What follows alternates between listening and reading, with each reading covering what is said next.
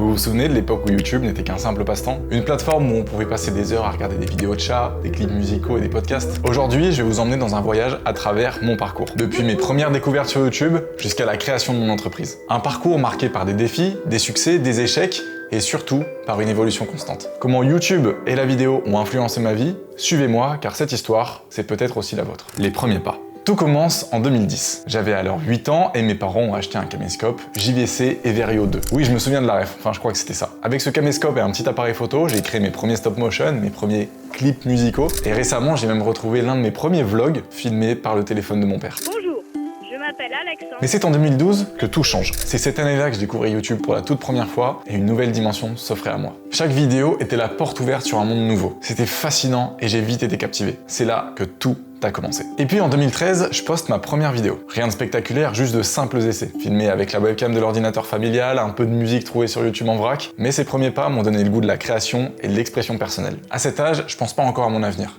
Juste, j'explore et je m'amuse. À ce moment-là, on est en 2014 et je fais mon premier stage vidéo. Pour la première fois et pendant une semaine, j'ai pu voir à quoi cela ressemblait de travailler dans la production audiovisuelle. J'ai découvert les fonds verts, l'éclairage et le montage sur Magix Video Deluxe, un logiciel que je vais utiliser pendant près de 4 ans. Avec le recul, il était vraiment pourri. C'était vraiment passionnant et ça m'a vraiment donné envie d'aller plus loin. Et c'est à ce moment-là qu'à chaque vacances scolaires, je m'engageais à aller à un stage vidéo. Et c'est sûrement à ce moment-là que j'ai compris que ça serait bien plus qu'un hobby. L'année suivante, en 2015, j'ai lancé ma première chaîne YouTube officielle. J'en avais parlé à mes parents et à tous mes potes du collège. J'avais 13 ans et pour la première fois, j'avais accès à une plateforme qui me permettait de m'exprimer librement, montrer mes idées et mes créations. C'était plus juste une passion, mais c'était le début d'un rêve.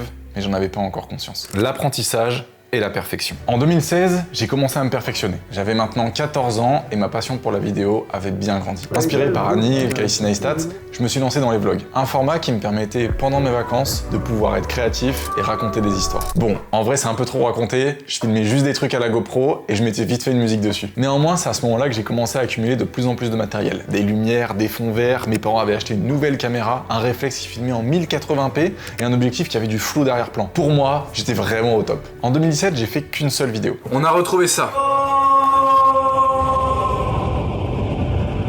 J'ai voulu participer au programme Front avec You. Je me rappelle avoir mis plusieurs heures à écrire un script et mettre en place le setup de tournage. Bon, malheureusement, j'ai pas été sélectionné. Mais à la rentrée suivante, pour ma première année au lycée, je suis parti en internat pour suivre une option facultative cinéma audiovisuel. Dans cet environnement, j'ai pu faire des projets, toucher à des caméras, des logiciels plus complexes et apprendre le langage cinématographique. Et c'est dans mes années lycée, grâce à cette option, que j'ai pu découvrir des personnes autant passionnées que moi. Entre 2018 et 2020, Fortnite est arrivé dans ma vie et c'était une période de grand calme pour moi et la vidéo. Bien que je restais assidu et toujours passionné par la vidéo, je crois avoir fait 2 ou 3 créations en 2 ans. Alors que durant les 5 dernières années, j'en ai fait au moins une cinquantaine. Malgré tout, en 2019, je me chauffe à apprendre Premiere Pro, After Effects puis Photoshop. Et maîtriser la suite Adobe, ça a vraiment été un game changer. Et nous arrivons donc en 2020, année Covid, année du bac. Et donc vous en doutez, la période n'a pas été sans défi. Le bac approchait et je vous avoue que j'étais pas le meilleur élève. Ce qui m'a d'ailleurs coûté de n'être retenu par aucun BTS audiovisuel alors que j'avais fait 8 demandes à travers toute la France. J'ai obtenu mon bac avec 10,71 de moyenne. Sans l'option cinéma audiovisuel, je l'aurais peut-être jamais obtenu. L'évolution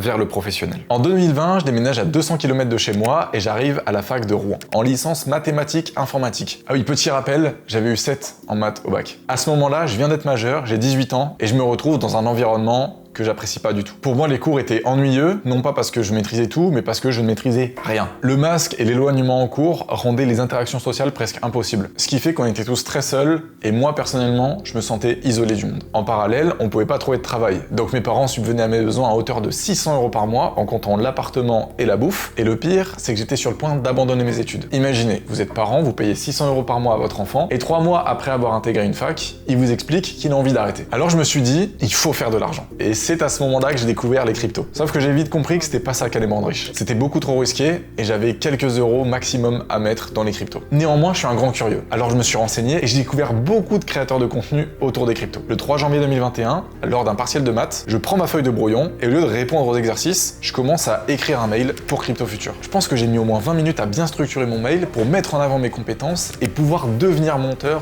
auprès de Crypto Future. Une fois que mon mail était fini d'écrire, j'ai rendu ma copie presque vierge, j'ai quitté la fac sans savoir que c'était la dernière fois que j'allais mettre les pieds dans l'établissement. Et quelques jours plus tard, le 7 janvier, je créais mon auto-entreprise. J'avais un seul client tout au long de l'année, mais cela m'a suffi pour générer 22 000 € de chiffre d'affaires la première année. À la base, je pensais vraiment faire 3-4 mois et retrouver des études. Mais finalement, cette opportunité s'est présentée au bon moment, je l'ai saisie et j'ai continué. La croissance et les défis. On arrive en 2022, ça fait maintenant 1 an que j'ai créé mon auto-entreprise, je commence à avoir 4 à 5 clients récurrents et ça me permet de dépasser les 30 000 € de chiffre d'affaires dès l'année 2023. Et c'est justement cette année-là que j'ai dû apprendre à déléguer. Avec ma copine, on a déménagé à Chambéry et ma charge de travail continuait d'augmenter. De plus en plus de clients exigeaient un contenu de qualité et je savais que je pourrais pas gérer tout seul. C'est cette année-là que j'ai compris que si je voulais continuer à avoir une croissance, je devais m'entourer d'une équipe. Fuse, avec qui je travaillais depuis quelques mois, voulait augmenter son rythme de production sur les vidéos IRL. Et en parallèle, certains clients avaient des projets de plus en plus ambitieux. Alors c'est à ce moment-là que je prends une des plus grosses décisions de mes 10 dernières années. Et c'est donc en janvier 2024,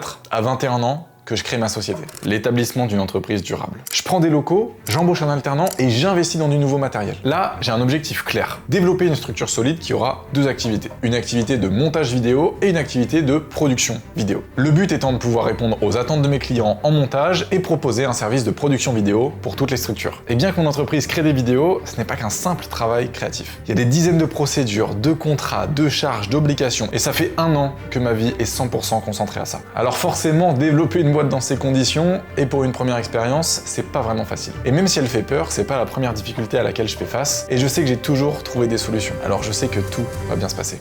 Conclusion. En repensant à mon parcours, de la découverte de YouTube à l'âge de 10 ans jusqu'au développement et la croissance de mon entreprise à l'aube de 2025, je réalise que chaque étape, chaque défi, chaque prise de décision ont été cruciales. Rien n'a été facile, c'est sûr, mais c'est grâce à toutes ces petites expériences que j'ai pu être préparé aux futurs problèmes que j'allais rencontrer. Et bien sûr, pour tous ceux d'entre nous qui ont grandi avec YouTube ou qui font partie de la génération TikTok, souvenez-vous que votre parcours est unique. Et tous les choix que vous faites aujourd'hui façonneront votre avenir.